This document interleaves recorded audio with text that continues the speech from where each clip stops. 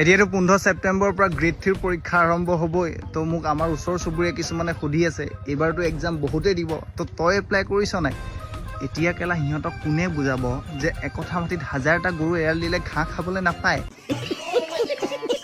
আৰু কিছুমান এনেকুৱা মাক বাপেক আছে নিজৰ ল'ৰা ছোৱালী পঢ়িছে নাই খবৰ নাই, কিন্তু গাঁৱত কৈ ফুৰিব আমাৰ এইবাৰ গ্ৰেড 3 পৰীক্ষা দিবতো।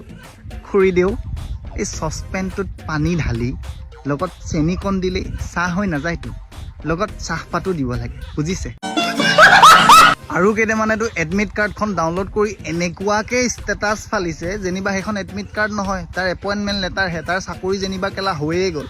আৰু কেইটামানে ষ্টেটাছ ফালি আছে বোলে অমুক অমুক ইউনিভাৰ্চিটিত কোনে কোনে পঢ়িছ, অমুক অমুক কলেজত কোনে কোনে পঢ়িছ, মোক কণ্টেক্ট কৰিবি। কেলে তোক কণ্টেক্ট কৰিলে তই কি কেলা শিকাই দিবি?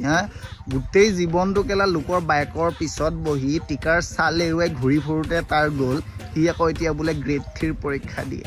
যা বোপাই যা, দিব যা। তোক কেলা সেই গৰু এৰাল দিয়া ৰছীয়েদি এপইণ্টমেণ্ট লেটাৰখন ডিঙিত ওলমাই পঠাই দিব, যা।